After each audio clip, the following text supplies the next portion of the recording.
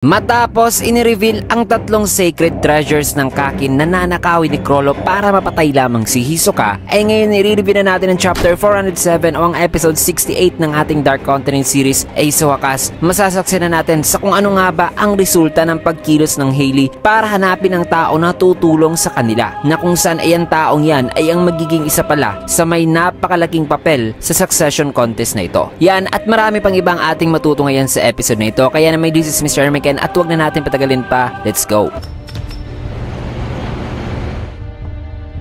Ang pamagat ng ating chapter ngayon ay negotiation, at nagsimula kagad ang chapter dito sa isinasagawang funeral procession ni Hulkenberg, habang binubuhat naman ng mga guards nito ang kanyang kabaong papapunta sa tier 2, at may kita ang central stairwell mga kaibigan na napakalaki talaga na siyang dinaanan nila habang nakabantay ang mga sundalo dito. At ayon dito na ito na nga ang ika-12 araw ng paglalayag, Huwebes 1 PM, at sa isang area ay may kita naman ang mga kaibigan ni Borgsen na kaibigan rin ni Cherednik. Nasabi naman rito ni Ottosen na nawawala raw si Borgsen ngayon. Nasabi naman itong isang lalaki na oo, ang huling time na nagkaroon doon sila ng contact kay Borgsen ay bago raw ang funeral procession. So mga 30 minutes ago na raw yun, ayon dito kay Momoli. Nasabi naman itong isa na bakay may biglaan daw pag-iba sa lugar kung saan idineploy itong si Borgsen, o bakay mag-isa lang daw itong pinuntahan ang suspect ng mga pagpatay. Nasabi naman ng isa na diba na pag-usapan na raw nila na ire-report naman daw nila sa bawat isa sa kanila kung may mangyayari raw na unusual o masama sa kanila, na dapat ay sinabihan daw sana sila ni Borgsen kung may napansin man ito na parang kakaiba. Nasabi naman ni Momoli na nakidnap daw si Borgsen, na sino raw kaya at anong purpose daw na kinidnap nila ito. Ayon naman nitong isa na isang sundalo naman daw si Borgsen at naka-alerto raw ito na wala naman daw nangyaring komosyon, na posible raw talaga ang sinabi niya ni Momoli. Napaliwanag naman ni Momoli na kung isang coordinated raw na team ang nagkidnap kay Borgsen ay posible raw talaga yan, lalo na may maraming tao rito ngayon na ang paggamit doon ng droga para mahuli siya ay epektibo raw, o di kaya pinaligiran daw kaagad ito ng mga malalaking tao, kaya di raw nila napansin ang pagkidnap kay Borgsen, na kung ang may gawa rin daw nito ay kilala ni Borgsen ay posibleng isang tao lang daw nagkidnap sa kanya, o bakay may nagpapanggap daw na sumama raw ang pakiramdam nito at maaaring hinatid daw ito ni Borgsen sa ospital, na kung saan ay doon daw pala naghihintay ang mga kukuha kay Borgsen. Nasabi naman ni Ottosen na kung ginamit daw nila ang mga Nen abilities na yon ay posible raw na manipulate na raw si Borgsen, na para bang na-hypnotize daw ito, kaya ay nagtagumpay sila na makidnap ito, na maaring gagamitin daw ng Hailey si Borgsen para i-assassinate daw si Cherednik. Na matapos masabi ni Ottosen na ito mahimik naman silang lahat dito, kaya sabi naman ng isa na marami raw ang paraan na posibleng ginawa nila kay Borgsen, pero ang lahat daw na naiisip nila ay ang worst case scenario raw talaga. Nasabi naman itong isa na ayos lang ba raw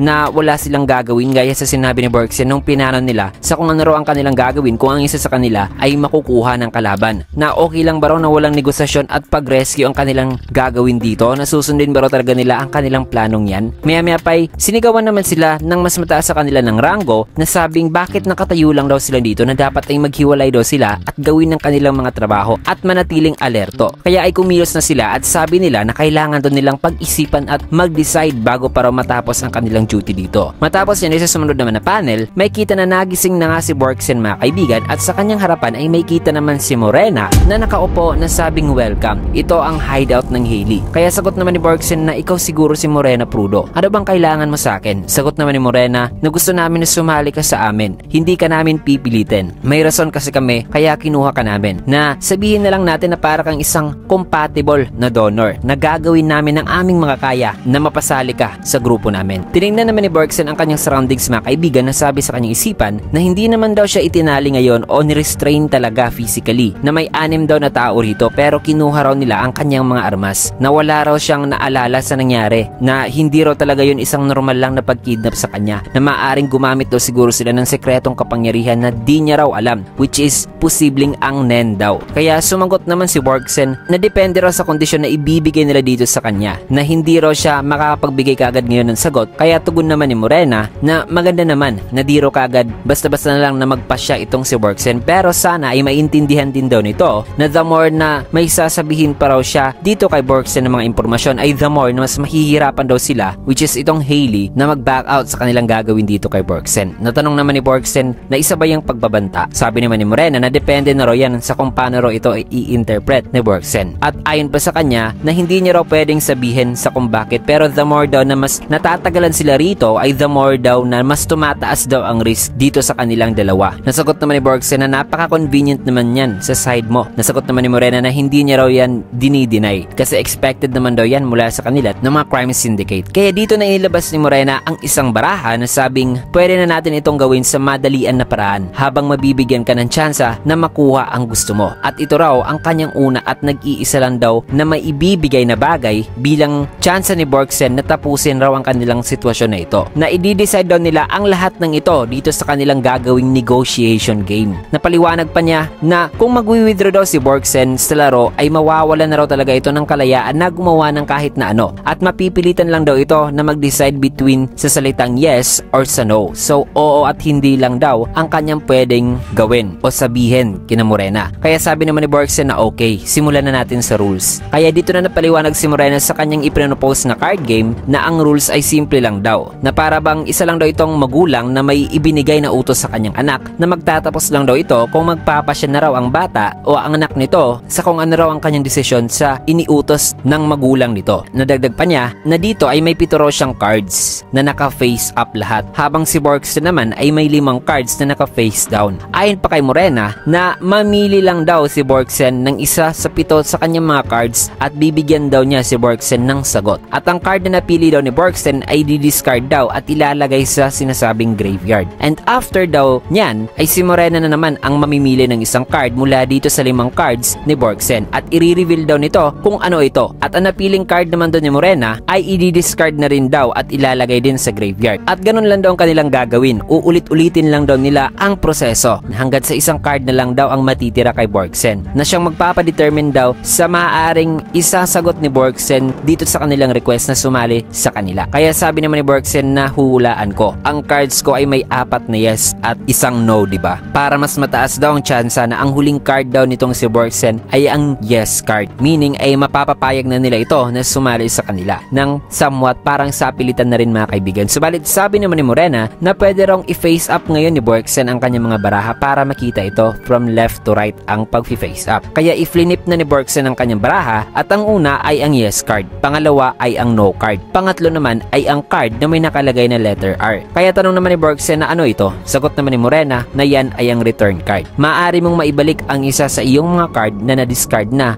nasa graveyard at pwede rong mamili si Borgsen kung aling card na nasa graveyard ang gusto nitong ibalik. At kung sakali naman daw na ang return card ay ang magiging huling card ni Borgsen ay pwede rin nitong gamitin ang return card upang makapili raw si Borgsen ng isang card na nasa graveyard na ang siyang card naman na magsisilbing ang huling card ni Borgsen at ang siyang magiging sagot na ni Borgsen sa offer ni na Morena na papapasalihin siya dito sa Hailey. Matapos sa paliwanag na yan ay i-flinip naman ni Borgsen ang pang-4 na card at may kita na isa naman itong Joker card. At ang Joker card ay pwede rong gawing yes or no card. Na kung ito raw ay ang magiging huling card ni Borgsen ay maaari rong makapili si Borgsen kung ano ang kanyang isasagot na yes ba or no kasi ang Joker card ay pwede niyang gawing yes card at no card. Nasabi naman ni Borgsen na sa form lang daw na parang nakakapili siya. Natanong naman ni Morena na anong ibig mong sabihin. Nasagot naman ni Borgsen na sinabi mo na diba na wawalain mo ang kalayaan ko na gawin ng kahit na ano at mapipilitan akong mag-decide ng yes lamang or no kung sakaling magre-refuse ako sa larong ito, diba? So ibig sabihin yan ay hindi mo pala ako tatantanan hanggat sa di ako magsasabi ng yes. Na ano ba raw ang punto pa ng larong to? Kaya pangiting sagot naman ni Morena na then i-face up o i-flip na raw ni Borgsen ang huling baraha niya. Na nang ginawa niya ito mga kaibigan ay may kita na ang last card ay ang X card. Natanong naman ni Borgsen na X. Paliwanag naman ni Morena na ang X card ay hindi yes at hindi rin no. So ibig sabihin lang yan na kung ang last card ni Borgsen ay ang X card ay hindi na raw kailangan pa ni Borgsen na gumawa ng desisyon. Tanong naman ni Borgsen na kung itong magiging huling card ko ay pwede ko na palang i-void ang laro o ipawalang silbi. Sagot naman ni Morena na tama ka. Na kung ang X daw ang matitirang card ni Borgsen ay pwede rong umalis si Borgsen diretso nang hindi na sasagot pa ng yes or no. At ayon pa kay Morena na sa pag-alis din daw ni Borgsen ay di na raw nila hahanapin pa ito para makipag-negotiate pa raw muli at ipinapangako niya raw yan na di hindi na niya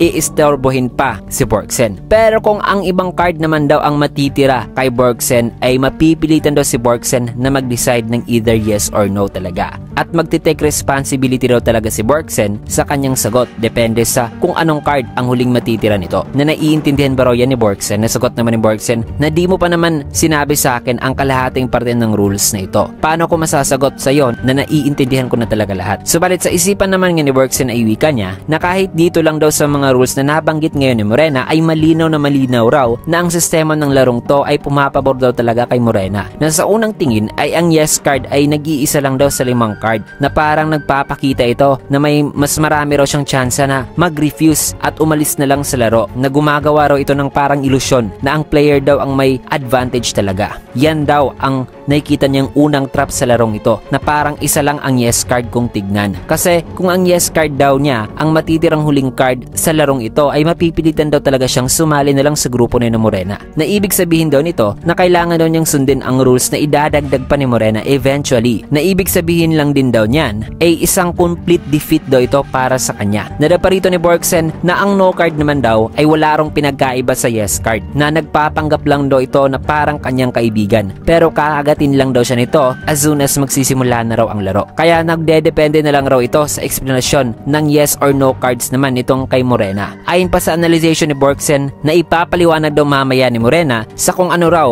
ang masamang mangyayari sa kanya kung sasabihin niya ang no o tatanggi siya, na magpapatuloy lang daw itong sitwasyon na ito hanggat sa sasabihin na daw niya na mas maganda na lang na yes na lang ang kanyang gagawing desisyon. So ang no card at ang joker daw ay parehas lang daw na useless, kaya either yes or no ay wala siyang kawala sa kasamaan ng Hailey. At yan daw ang ikalawang trap na nakita niya, na kahit gaano pa raw kadami ang cards na masasabing parang maganda raw para sa kanya ay wala naman daw talaga sa mga to ang nagmamatter talaga, kasi as long as sa larong to ay may rule na si Morena raw ang pipili sa kanyang mga cards ay pwede raw talaga na mandaya ito hanggat sa gusto nila. At ang pangatlong trap daw na nakita niya ay ang pinakamatindi raw sa lahat, na nang nasabi yan sa isipan ni Borgsen ay dito naman ipinaliwanag ni Morena ang kanyang 7 cards naman mga kaibigan. Na una ay ang aim card, na kung pipiliin daw ito ni Borgsen, ipapaliwanag daw nitong si Morena ang kanyang mga goals, na ang tungkol sa ano raw ang kanyang balak na gagawin, kaya inimbitahan daw nila itong si Borgsen na susubukan daw niya na maging concise sa kanyang pagpapaliwanag. Pero kung may tanong naman daw si Borgsen patungkol sa kanya raw talagang goal o personal goal talaga nitong si Morena, ay ipro-provide daw niya ang impormasyon na yan. Kasunod niyan ay dito naman sa power card ay ayon kay Morena na kung pipiliin daw ito ni Borgsen ay papaliwanag naman daw ni Morena ang kanyang ability. Although maaring di raw ito magigets ng husto ni Borgsen, pero ipapaliwanag daw talaga niya ang katotohanan na walang itinatago, na ipapaliwanag niya raw ito sa detalyado raw talaga na paraan hanggat sa maiintindihan daw talaga ito ni Borgsen. Pero again, na the more na mas magtitake daw sila ng time sa negotiation game ay the more na mas risky daw ito para sa kanilang dalawa. Kaya posibleng magsasalita raw siya sa mas mabilis pa na pamamaraan. Sunod naman ay ang question A na card, na kung pipiliin daw ito ni Borgsen ay sasagutin daw niya ang kahit na anong tanong na ibabato ni Borgsen sa kanya, except lang daw sa tanong patungkol sa kanyang mga goals o sa kanyang ability, na kung yan daw ang gustong malaman ni Borgsen ay dapat na ang piliin lang daw ni Borgsen ay ang aim o ang power card. At bukod pa riyan ay kung pipiliin daw ni Borgsen ang question A na card ay even though sasagutin niya ang kahit na anong tanong ay ang pwede lang naman daw niyang isasagot ay ang sagot sa form ng yes or no o di kaya yes and no. At kung gusto naman daw ni Borgsen na mas maging detalyado pa raw siya sa kanyang sagot sa isa sa mga tanong ni Borgsen nung ginamit ito ang question A na card ay dapat napiliin daw ni Borgsen ang sunod naman na card, which is itong question B card. Kasi kung pipiliin daw niya ito ay ipapaliwanag daw talaga niya ng maayos ang nasagot na niyang tanong mula sa itinanong ni Borgsen nung pinili nito ang question A na card. However, isang tanong lang daw ang masasagot ni Morena mula doon, at yan daw ang huling question na itinanong ni Borgsen sa kanya nung pinili nito ang question A na card. Kung kaya't dapat ay mag-ingat daw si Borgsen sa mga itatanong nito gamit ang question A na card, na dapat ay ang huling tanong daw nito na itatanong during that time ay ang tanong na gusto ni Borgsen na mas maipaliwanag pa niya ng mas maayos kung pipiliin na nito ang question B na card. Nasagot naman ni Borgsen na okay, habang sa kanyang isipan ay wika niya na hindi niya raw kailangan pa na marinig ang mga sagot ni Morena na yes or no gamit ang question A na card, kasi malalaman naman niya ang sincerity ni Morena base raw sa tono ng pananalita nito. Sabay tinanong niya si Morena na may isa daw siyang bagay na kukumpirmahin muna. At ito ay ang tungkol daw sa paraan ng pagsagot daw ni Morena sa tanong na pwede ba raw niya itong subukan ngayon. Nasagot naman ni Morena na sige. Kaya tinanong niya ito na wikang hindi ka mandadaya sa kahit na anumang punto ng larong ito. Yes or no? Ang tanong na yan ay nagpakuha naman sa atensyon ni Gelato at Voconte. Kaya nagpaliwanag naman dito si Morena na sabing, gusto mo bang malaman ang tungkol sa pag-agree sa ating paraan ng pananalita at pagsagot sa mga negatibong tanong? Gaya niyan. Maganda yan na itinanong mo ang klaseng tanong na yan kasi magdudulot daw talaga ng confusion sa hinaharap ang paraan ng kanyang pagsagot. Kaya dito na nagpaliwanag si Morena patungkol sa mga impluwensya ng kultura at dialect pagdating sa pagsagot ng mga tanong mga kaibigan. Kasi halimbawa raw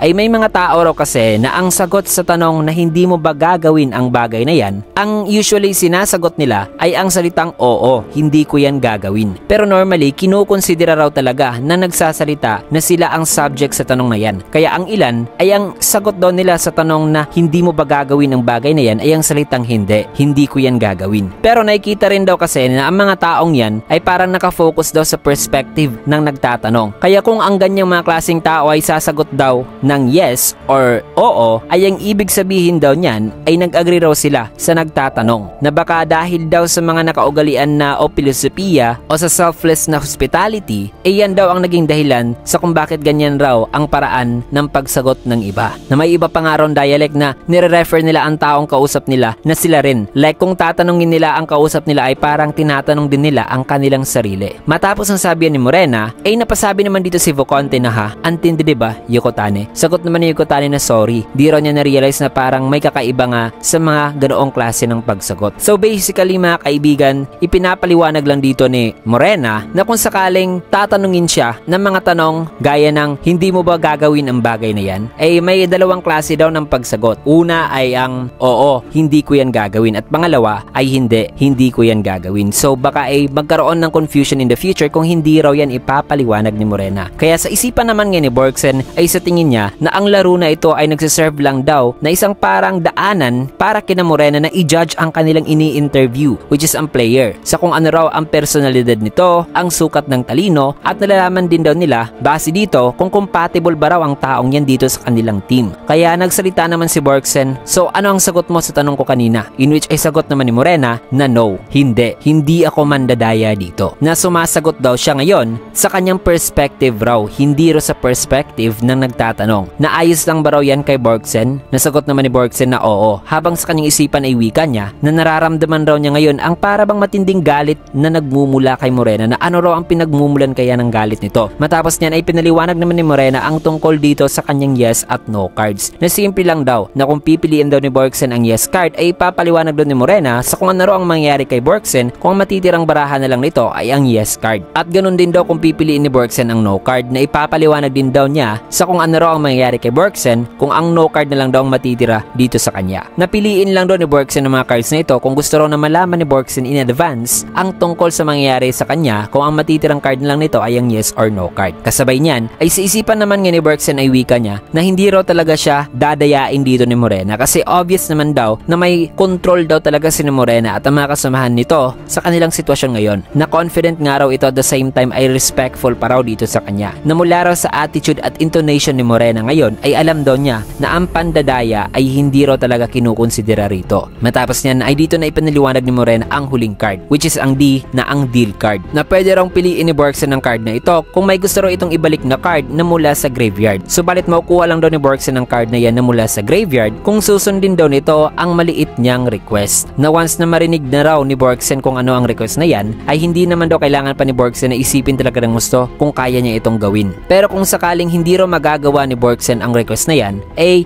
ang deal card ay i-discard na raw o ilalagay na raw sa graveyard. At dahil sa ang laro ay magtatapos daw kung ang isang card na lang daw ang matitira kay Borgsen, ay mas preferable na pipiliin daw ni Borgsen ang deal card kung may dalawa o isang card na lang daw na natitira kay Borgsen. Sabay tinapos na ni Morena ang kanyang salita ng wikang, at yan, naipaliwanag ko na ang lahat ng cards. Ngayon, ikaw na ang magdesisyon kung maglalaro ka ba sa larong to. Nasagot naman ni Borgsen na maglalaro raw siya, ngunit sa isang kondisyon. Natanong naman ni Morena na ano yan. Nasagot naman ni Borgsen na ako ang magpapasya ng card na pipiliin mo dito sa akin kung ayos lang ba raw ito kay Morena. Napangiting sagot naman ni Morena na sure, nangyari na raw yan sa kanya noon at siya na raw ang bahala sa pag-shuffle, diba? Kaya kaya ngayon ay simulan na raw nila. So magsisimula na ang kanilang negotiation game mga kaibigan. Na ano kaya ang magiging resulta nito at kapalaran ni Borgsen dito? Well, malalaman natin yan sa susunod na chapter na kung saan ay malalaman din natin ang mga nakatagong sekreto sa pagkatao ni Morena mga kaibigan. Malalaman natin sa susunod ang ability nito at napakarami pang revelasyon patungkol sa kanya at sa mga sekreto ng Kakin na tsak na magpapa-excite sa inyo. Kaya naman dito natin tatapusin ang video sa last panel na ito. At kung nagustuhan nyo naman ang video, you can get a like, comment, subscribe, and follow na rin sa bagong FB page natin for more updates and videos like this. Maraming salamat and see you guys again on my next video.